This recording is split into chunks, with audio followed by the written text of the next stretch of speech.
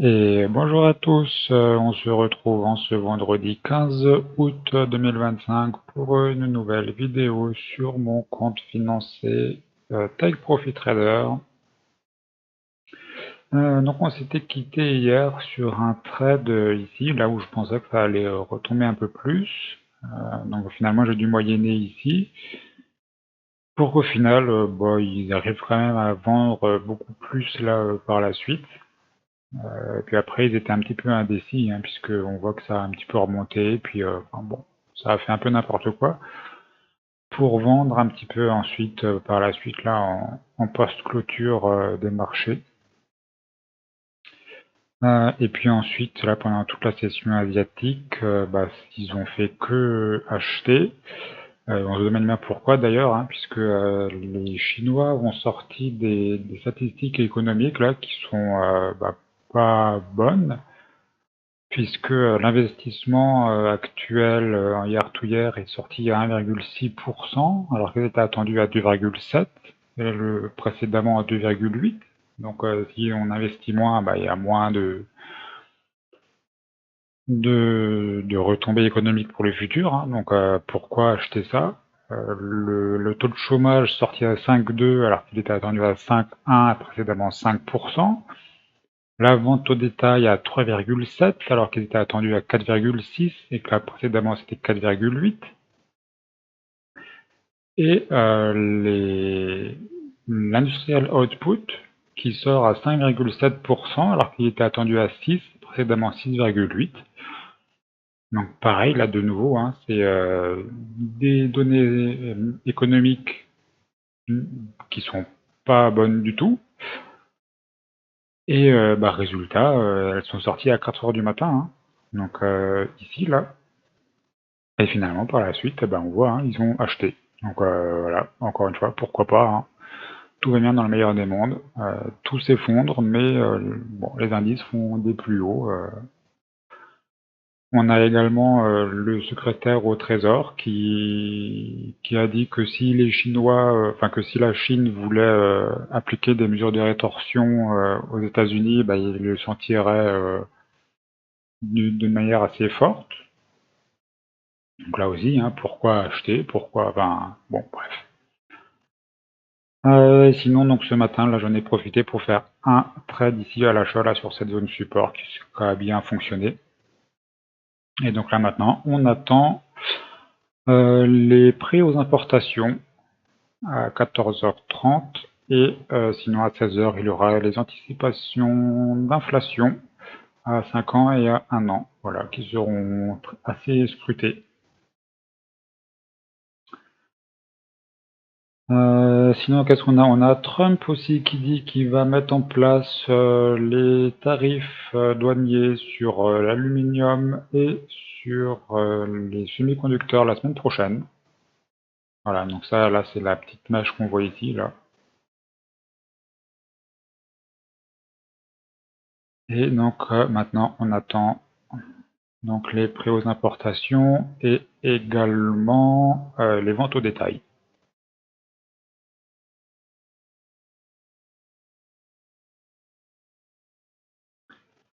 Alors, prix aux importations en month to month 0,4, attendu 0,1, précédemment 0,1.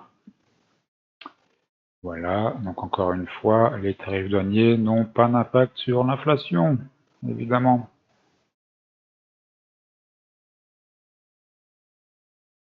Et sinon, la vente au détail, donc 0,5%, attendu 0,6, précédemment 0,6, donc léger repli de la vente au détail.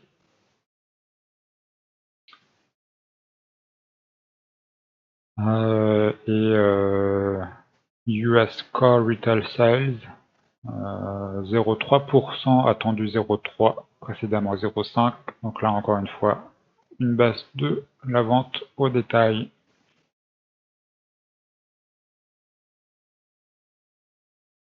Et on achète, voilà. Donc Trump qui redit encore une fois, il est en train de parler là, Trump, hein, donc il redit, hein, les tarifs douaniers sur les sur les semi-conducteurs vont être bas au commencement, puis après très haut. Hein. Tariffs on chips will be low at the beginning, then very high. Voilà, donc le Nasdaq hein, qui est plutôt tourné vers toutes ces technologies-là. Bon, non, on n'a pas envie de le vendre, hein. Encore une fois.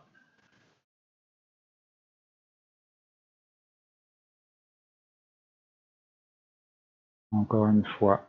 Bon, sinon, qu'est-ce qu'on a? Oui, on a Trump et Poutine qui vont se rencontrer aujourd'hui. Voilà, donc Trump qui dit que la Russie n'a pas une économie qui se porte bien. Bon, après ça, moi, je sais pas, hein, mais il dit que la Chine aussi n'a pas une économie qui se porte bien. Bon, effectivement, avec les données qu'on a eues là cette nuit, hein, ça confirmerait un petit peu. Mais pourquoi du coup continuer à acheter? Si la Chine ne consomme plus les produits américains, pourquoi continuer à acheter? Enfin bon.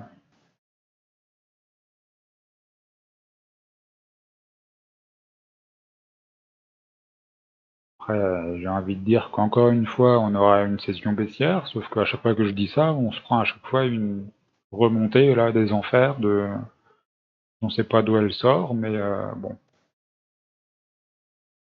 Encore une fois, normalement, ça devrait baisser. Mais entre la logique et ce qui se passe vraiment, on a à chaque fois un monde complètement différent.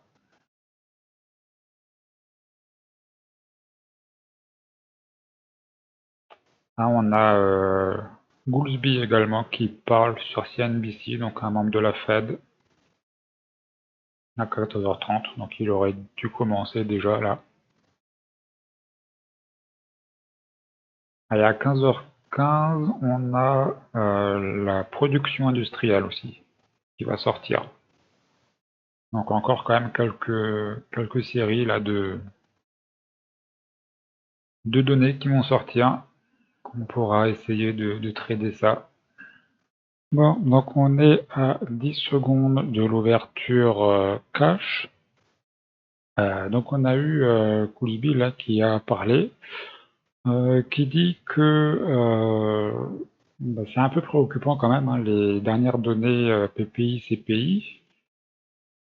Donc il dit ça à 14h37, mais il dit à 14h38, il dit qu'il ne faut pas surréagir d'un mois sur l'autre comme ça à une donnée, à un rapport, voilà. Et il dit aussi que la Fed ne va pas laisser les taux inchangés comme ça indéfiniment. Enfin, en gros, il dit que c'est pas grave, quoi. Hein, on peut baisser les taux comme ça. Je sais pas dans quel monde ils vivent là, mais il y a tout qui monte. L'inflation, tout ça, l'économie va encore bien, mais ils veulent baisser les taux. C'est bon. Après, je pense que là, il fait de l'œil un petit peu à Donald Trump, hein, puisque on sait que Trump ne veut plus de Jérôme Powell à la Fed et que l'année prochaine, son mandat se termine. Donc là, je pense qu'il est en train de dire s'il vous plaît, monsieur Trump, j'aimerais bien être président de la Fed et puis moi, je suis d'accord de baisser les taux.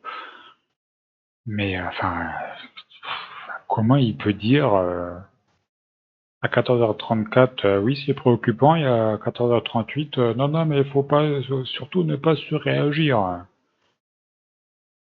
à un moment donné, il faut être un minimum cohérent quand même, quoi. Enfin, bon, bref. Voilà, donc c'est à peu près tout ce qu'il a dit, hein, donc qu'il veut baisser les taux, mais que c'est préoccupant. Voilà. Sinon, on a eu la capacité d'utilisation des entreprises US qui ressort à 77,5, attendu 77,55, précédemment 77,6, donc un léger moins bien aussi, mais bon. rien de bien inquiétant. Et sinon, dans le genre, ils vivent sur une planète, dans un monde parallèle, on a ça aussi, hein. Le Dow Jones qui prend 230 points là, sur des nouvelles économiques pas bonnes du tout. Mais bon, après tout, pourquoi pas aussi ça, hein.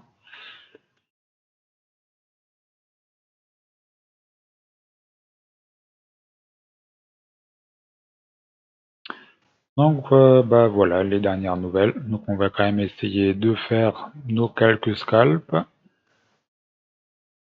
On va peut-être pouvoir acheter, pourquoi pas cette zone là, les 800.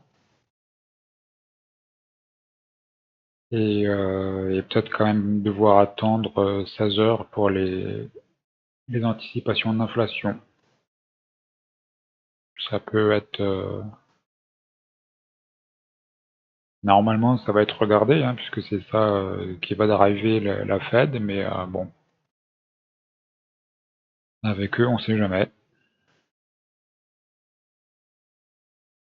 Donc si on trouve une bonne zone pour pouvoir acheter, pourquoi pas, puis sinon, bah, on attendra 16 heures. Donc on commence à se rapprocher du plus bas de la veille, que j'essaierai d'acheter. Non, ça serait bien qu'on y aille avant 16 heures quand même.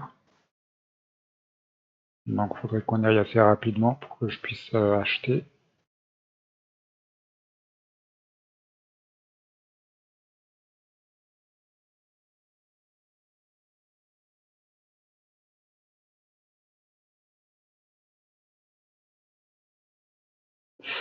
Donc on y est allé. On l'a transpercé à une vitesse, j'ai même pas eu le temps de le voir.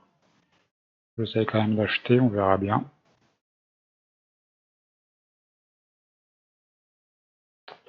Bon, apparemment, c'était pas la bonne solution.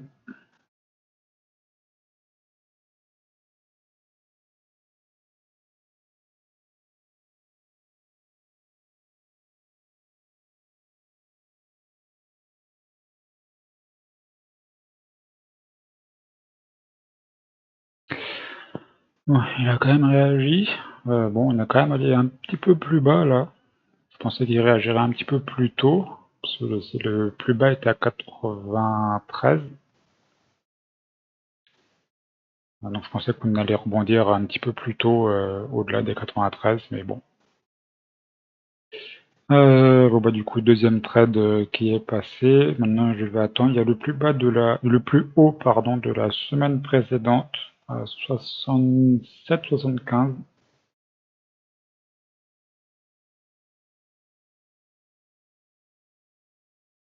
Donc ouais, 67-75, j'essayerai d'acheter pareil si on y va là tout de suite avant la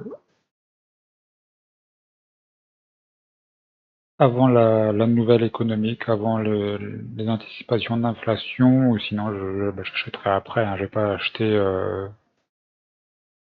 et même 5 minutes avant la news, là ça commence à être un peu short. Il faudrait qu'on y aille vraiment là tout de suite. À 67-75, c'est là. Il y a du chemin quand même encore à faire, hein. Mais bon, pour une fois, aujourd'hui, ils ont bien décidé de baisser, hein. Donc voilà, pour une fois, ils sont quand même assez logiques là. Il y a juste le dos là qui a essayé de remonter un petit peu. Bon là il est redescendu, mais enfin, il est toujours 150 points au-dessus. Parce que pourquoi pas.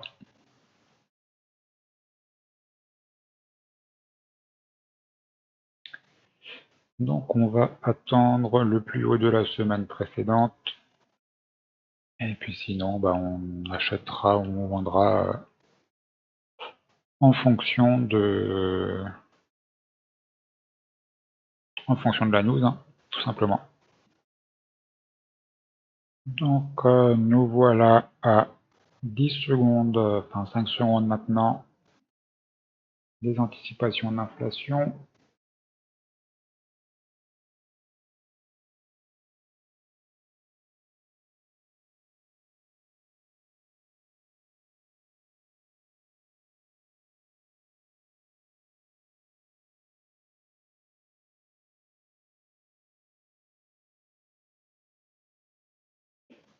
Alors, qu'est-ce que ça va nous donner?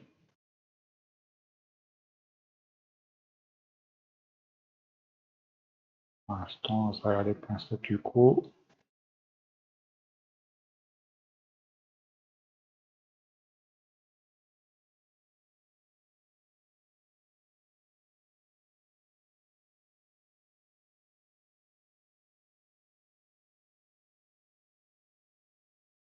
Alors, anticipation d'inflation 1 an, 4,9%.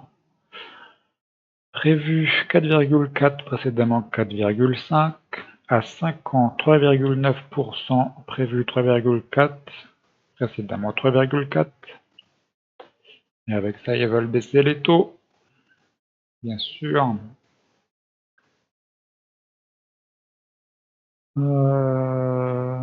Et le sentiment, 58,6, attendu 62, précédemment 61,7.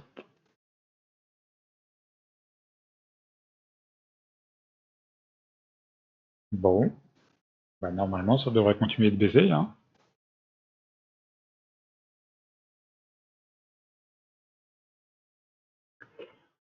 Non, bah ils ont l'air de vouloir monter, hein, donc on va essayer d'acheter. Et voilà, donc mon troisième trade qui est passé.